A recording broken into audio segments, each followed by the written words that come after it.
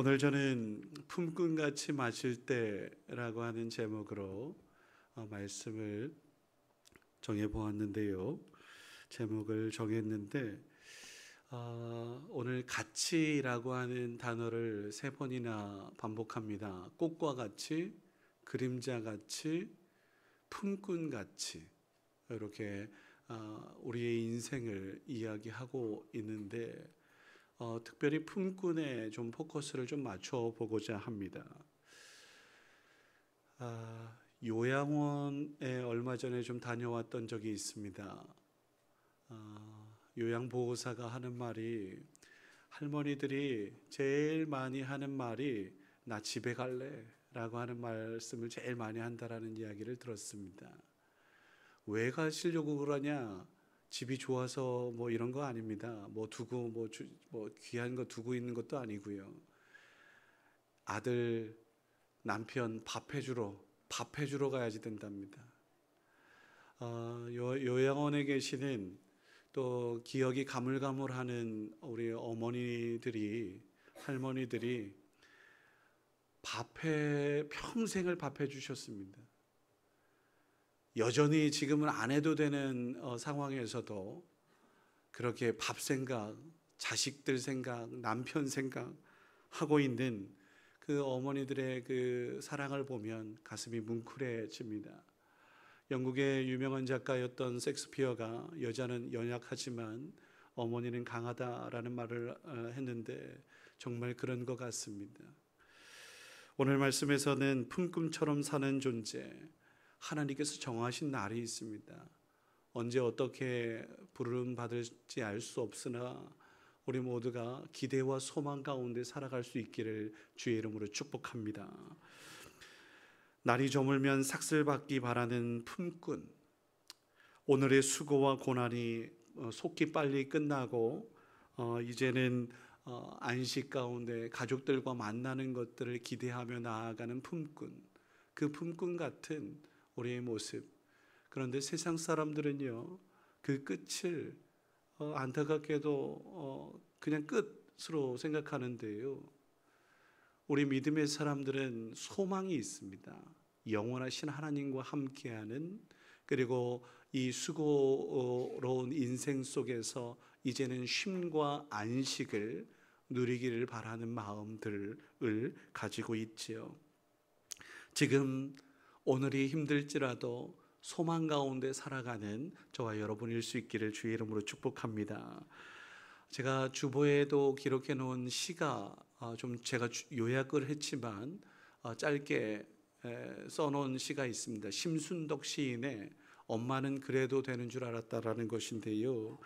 한번 주보 참조하셔서 한번 들어보시죠. 엄마는 그래도 되는 줄 알았습니다. 하루 종일 밭에서 죽어라 힘들게 일해도 엄마는 그래도 되는 줄 알았습니다. 찬밥 한 덩이로 대충 부뚜막에 앉아 점심을 때워도 엄마는 그래도 되는 줄 알았습니다.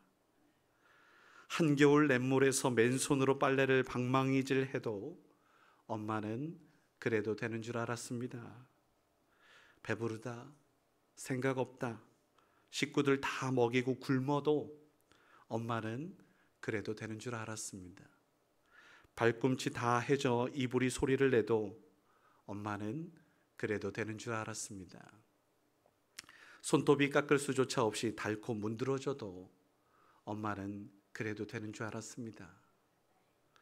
아버지가 화내며 자식들이 속썩여도 전혀 끄떡없는 엄마는 그래도 되는 줄 알았습니다. 외할머니 보고 싶다, 외할머니 보고 싶다, 그것이 그냥 넋두리인 줄만, 한밤중에 자다 깨어 방구석에서 한없이 소리 죽여 울던 엄마를 본 후론 엄마는 그러면 안 되는 것이었습니다. 2001년도였습니다.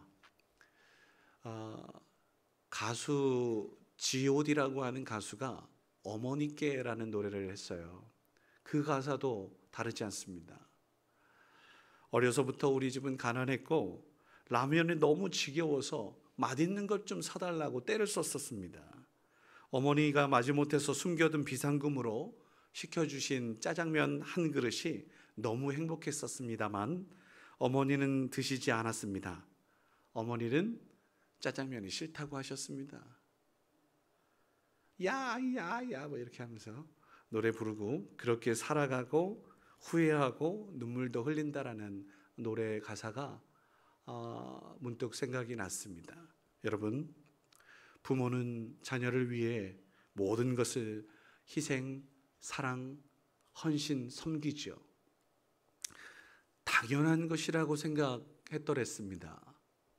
부모가 되어서 이제 당연하지 않다라는 것들을 확인하게 되지요. 그런데 그러다 보니 이제는 아버지 어머니가 연로하셔서 여러 가지로 몸이 불편하시기도 하고 때로는 이 땅 가운데 계시지 않는 아쉬움과 한탄스러운 모습들이 없지 않아 있지요. 어쩜 그렇게 시간이 빠르게 지나가는지요. 요즘도 막 정신없습니다.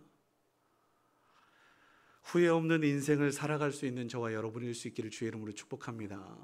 제가 오늘 품꾼에 대해서 좀 집중해 본다고 했는데요. 후회 없는 인생, 누가복음 15장에 보면 우리가 잘 알고 있는 돌아온 탕자의 비유가 있습니다. 둘째 아들이 후회하면서 품꾼에 대해서 소견을 밝히고 있습니다. 아버지는 그래도 된다고 생각해서 자신의 분깃을 달라고 요청을 했고 아버지는 기꺼이 내어주었습니다.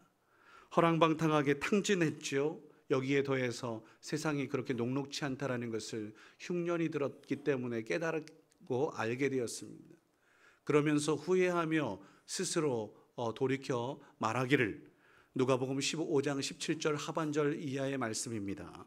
내 아버지에게는 양식이 풍족한 품꾼이 얼마나 많은가. 지금부터는 아버지의 아들이라 일컬음을 감당하지 못하겠고 나를 품꾼의 하나로 보소서라고 그렇게 이야기해야 되겠다. 아버지에게 가서 주인이라고, 품꾼이라고, 아들에서 품꾼으로 격하해서 그렇게 써달라고 요청을 해야 되겠다. 그런데 부모의 마음이 그렇습니까? 저 멀리서 버선발로 달려가서 아버지는 얼싸안고 잔치를 베풀며 이야기하지 않습니까? 이는 내 아들은 죽었다가 다시 살아났으며 내가 잃었다가 다시 얻었노라 라고 말하며 품어주는, 용서하는, 그것이 아버지 부모님의 사랑이지 않습니까? 여기에 더해서 여러분 한번 생각해 보자고요. 아버지가 큰아들을 설득하고 또 어떻게든지 이해시키려고 하고 그럽니다. 큰아들이 어떤 모습입니까? 나와 생각이 다르고 나와 또 환경 여러 가지 것들이 다르면 용납하지 않는 사람입니다. 자기 중심적으로 자기 관점에서 모든 것들을 판단하는 사람이에요. 그런 사람까지도 우리 아버지는 어떻게든지 설득하려고 하고 어떻게 하든지 사랑하려고 하고 어떻게 하든지 품어주려고 하는 그것이 부모의 마음이지 않습니까? 또 다른 이야기가 마태복음 20장에도 있습니다. 마태복음 20장 1절은 이렇게 시작합니다. 천국은 마치 품꾼을 얻어 포도원에 들여보내려고 이른 아침에 나간 집주인과 같으니 그가 하루 한 데나리온씩 품꾼들과 약속하여 포도원에 들여보내고 제3시에 6시에 9시에 11시에 각각 한 사람 더 일꾼들을 뽑습니다. 11시에 약속한 대로 한 데나리온을 11시에 온 사람한테 줘요. 3시에 온 사람도 어떻게? 한 데나리온 약속했거든요. 근데 더 받을 줄 것이라고 생각합니다. 당연한 것이라고 생각해요. 내가 더 많이 일을 했으니까 난 더 많이 받을 거라고 당연하게 생각하죠. 근데 그렇지 않거든요. 약속대로 한 데나리온 줘요. 근데 받으니까 원망해요. 저 집주인 저거 미친 거 아니야? 여러분, 한 데나리온 약속했단 말이에요. 그래서 집주인이 뭐라고 이야기합니까? 내 것을 가지고 내 뜻대로 할 것이 아니냐, 내가 선함으로 내가 악하게 보느냐 라고 말합니다. 우리가 품꾼과 같아서 은혜 베푸는 것을 당연하게 생각하는, 오늘 엄마는 그래도 되는 줄 아는 당연한 생각, 둘째 아들처럼 탕자처럼 아버지는 그래도 된다라고 당연하다라고 생각하는 거. 여러분, 제가 가끔씩 이야기했던 노래, 당연한 것은 없습니다. 뭐라고요? 은혜라고요. 은혜를 베풀었는데도 불구하고 그 은혜를 은혜로 알지 못하는 그러한 어리석은 내 모습은 없는지 돌아보게 됩니다. 본문으로 돌아가 보겠습니다. 오늘 14장의 욥기 14장 말씀은 저 앞에 7장에 있는 말씀에서 엘리바스의 말에 대한 욥의 대답으로 이미 사용되었던 말씀입니다. 한번 들어보세요. 얼마나 비슷한지. 7장 1절 말씀이에요. 이 땅에 사는 인생에게 힘든 노동이 있지 아니하냐. 그의 날이 품꾼의 날과 같지 아니하겠느냐. 종은 저녁에 그늘을 몹시 바라고 품꾼은 그의 삭슬 기다리나니 이와 같이 내가 여러 달째 고통을 받으니 고달픈 밤이 내게 작정되었구나. 이렇게 품꾼과 같아서 힘들고 괴롭고 고통 속에서 욥, 여러분 잘 아시지 않습니까? 그러나 품꾼과 같아서 이 고통이 끝날 것을 기대하고 있단 말이죠. 오늘 말씀하고 같은 맥락입니다. 우리네 인생이 참 고통의 바다라고 이야기하지 않습니까? 힘들고 어려움의 연속이지요. 그러나 우리 믿음의 사람들은 소망이 있습니다. 한날의 괴로움이 그날의 족하니 너희들 감사함으로 평안함으로 나아가야지. 이것이 하나님께서 우리에게 원하시는 바인 것이지요. 오늘 한날 혹시 괴롭고 힘겨운 것이 있습니까? 주님께서 주시는 참 평안 가운데 거할 수 있기를 주의 이름으로 축원합니다. 가족들과 함께하는 시간이 얼마나 감사한 일인지요. 사건 사고가 얼마나 많은데요. 우리 이 모든 상황 속에서 하나님께서 이끄시고 함께하시는 것이 얼마나 감사한 일인지를 우리 모두가 기억할 수 있게 되기를 소원합니다. 오늘 아이리하고 이세가 저 멀리서 왔는데 오랜만에 왔죠. 그런데 이렇게 온 것이, 얼굴 보는 것이 얼마나 감사한 일이에요. 어버이날 이런 것들이 이제 가족들이 있으니까 또 저 또한 시간을 내서 아버지 어머니를 뵙고 왔는데요. 그런데 안타깝게도 처갓집에 우리 장인어른 장모님께서는 이 땅에 계시지 않으세요. 이제 그러다 보니까 저희 아내가 그러더라고요. 아버지 어머니께 용돈 더 드리자. 친정 아버지 어머니 안 계시니 그 몫이라도 더 드리자. 그런 얘기 들으면 얼마나 제가 감동이겠습니까? 전 참 착한 사람하고 삽니다. 여하튼 이런 것들이 큰 위로가 되고 감사하잖아요. 그렇게 힘들고 괴롭고 어려워도 우리 믿음의 사람들은 소망이 있어서 감사함으로 살아야 된다라는 이야기를 하고 있어요. 어려움과 아픔들은 지나갈 것이니 하나님께서 치유하고 회복, 구원의 은총을 베푸실 줄 믿습니다. 그런데 이러한 기대를 아무나 하지는 못하죠. 우리 믿음의 사람들이 하는 거예요. 특별히 오늘 말씀에서는 여자가 여인에게서 태어난 사람이 가지는 기대이지 않냐. 여러분, 제가 앞서 말씀드렸던 여인은 연약한 존재. 근데 그 연약한 존재에서 태어난 아이는 더 연약해요. 몇 년을 우리 인간처럼 이렇게 연약한 돌봄이 필요한 그러한 동물들이 어디 있습니까? 어쩌면 오늘날에는 청년들까지도 부모의 수하에서 살아가고 있는 것이 현실인데 정말 많이 오랜 기간 동안 돌봐야 하고 살펴야 하는 것이 오늘의 현실인데 당연하다고요? 그렇지 않거든요. 그렇게 연약한 인생인데 오늘 말씀에서는 이게 짧다. 우리 인생이 짧고 또 걱정과 근심이 가득하다. 화무시비롱이라고 했습니다. 그렇게 아름답다가도 금세 메말라 보기 흉한 모습이라고 스스로 생각할 경우도 있지요. 근데요, 저는 이렇게 생각합니다. 여러분, 메마른 꽃들도 이건 지금 물 수반에 있어가지고 물을 좀 넣어서 좀 지속되는 것이 있지만, 일부러도 꽃을 말려서 드라이 플라워라고 해서 말려서도 보면 너무 예쁘지 않습니까? 저만 그런가요? 근데 우리네 모습이 스스로 자격지심 속에서 있어서 메말라 있으면 괜히 흉측한 듯 이렇게 생각되는 경우가 있어요. 나이가 들으면 주름이 있는 것은 당연한 것입니다. 흰머리가 있는 건 당연한 것이에요. 근데 그것이 전혀 부끄러운 것이 아니거든요. 저는 그렇게 생각하고 있습니다. 근데 오늘 말씀에서 또 그런 이야기가 나와요. 3절 말씀 보시면 하나님께서 우리에게 사랑의 눈으로 우리를 바라보십니다. 근데 우리 스스로 자격지심이 있어서 우리 하나님께서 나에게 뭔 책 잡을 것이 있는지 재판관이 바라보는 눈초리처럼 바라본다라고 생각되는 경우들이 있어요. 여러분들은 어떻게 생각하십니까? 자격지심 있는 사람들은 옆에서 누가 이렇게 해서 살짝 쳐다봐도 저 사람 왜 나를 째려볼지?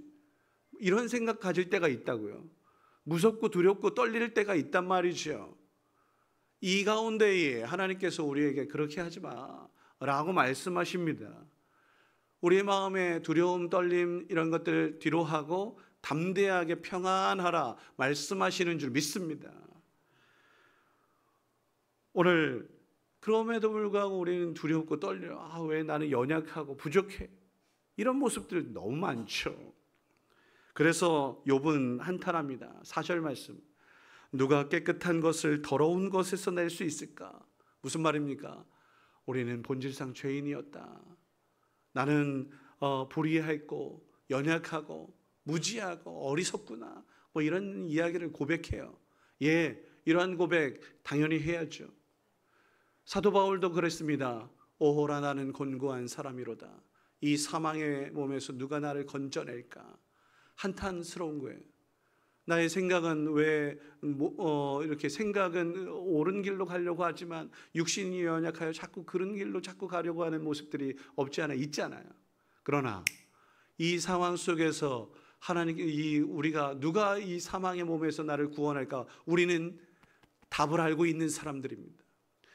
이 말씀이 로마서 7장에 있는 말씀인데 바로 이어서 로마서 8장 1절 말씀 이하에 뭐라고 이야기하는지 들어보세요. 그리스도 예수 안에는 결코 정죄함이 없나니 생명의 성령의 법이 죄와 사망의 법에서 우리를 해방하였느니라.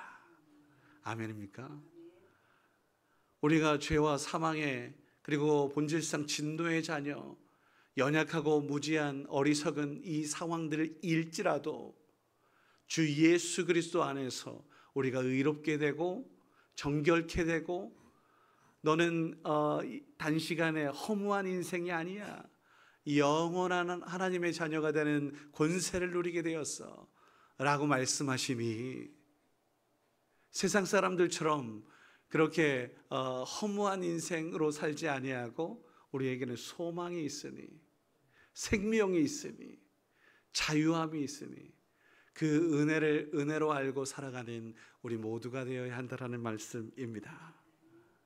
오늘 말씀도 소망을 우리에게 품어주니 우리의 정한 삶이 끝이 없는 뭐 힘들고 어려운 것을 여기서 끝이 아니야 라고 말씀하시면서 하나님께서 우리의 삶을 그 기한을 정하셨어 라고 말씀하세요.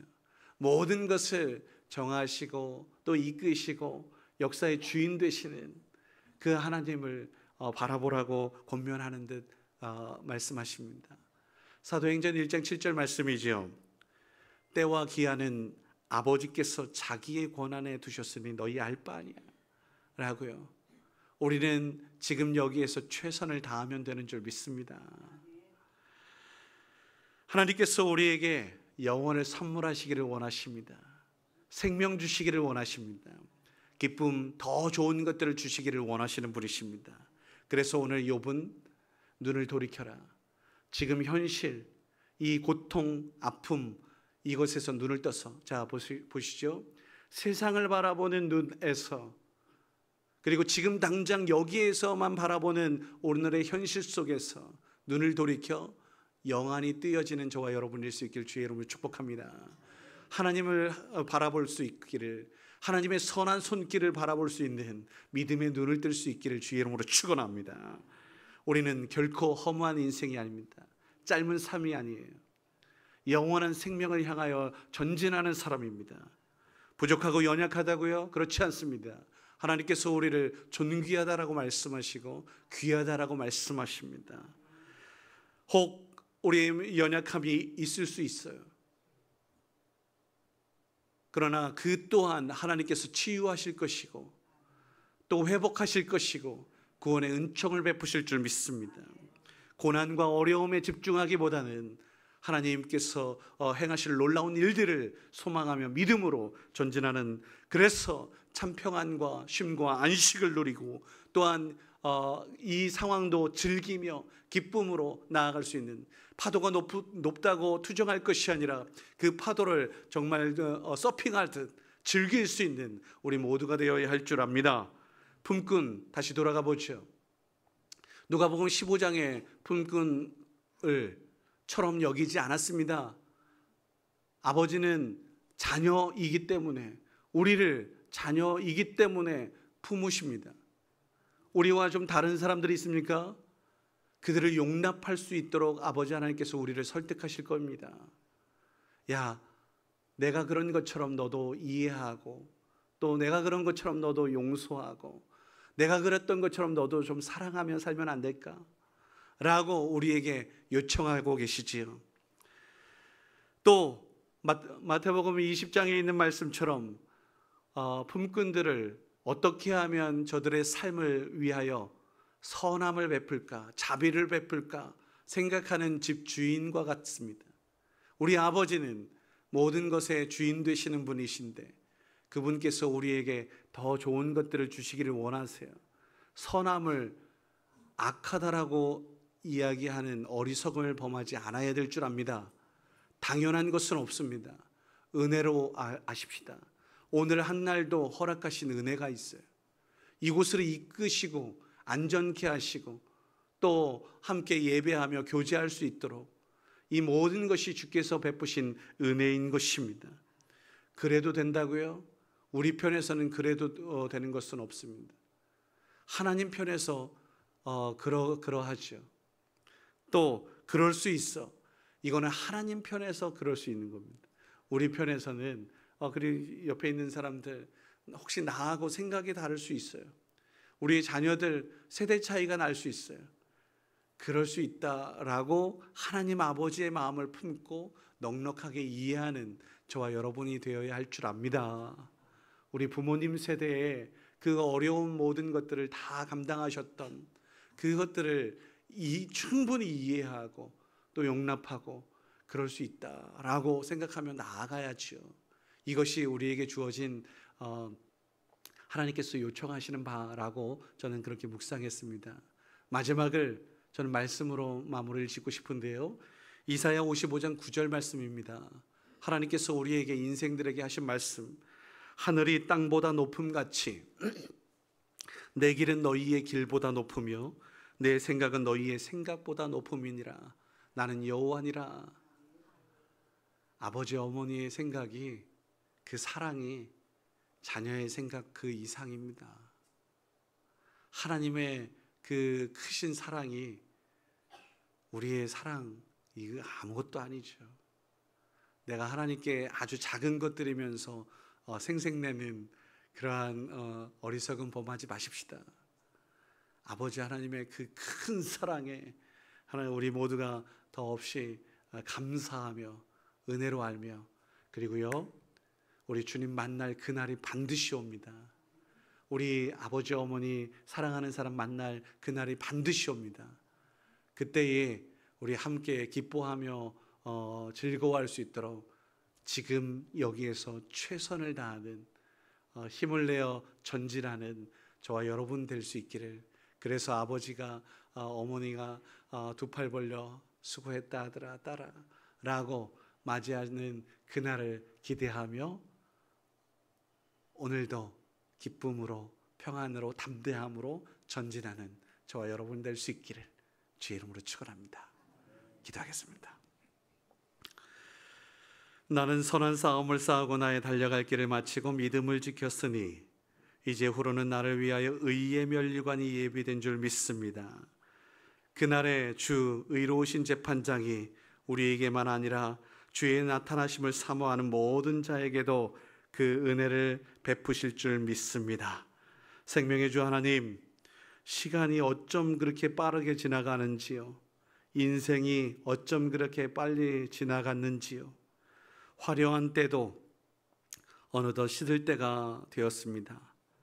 언제 어떻게 부르실지 알 수 없으나 하나님, 늘 겸손하게 살아가게 하여 주옵소서. 지금 여기에서 최선을 다하게 하여 주옵소서.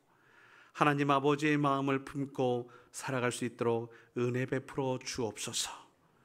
혹 어려움과 아픔이 있습니까?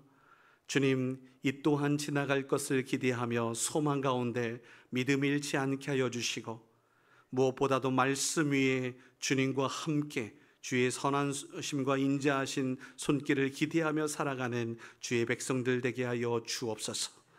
더 좋은 것을 주시기를 원하시는 아버지 하나님의 사랑을 기억하게 하옵소서. 함께하여 주실 주님을 기대하며 감사하며 예수님의 이름으로 기도드립니다. 아멘.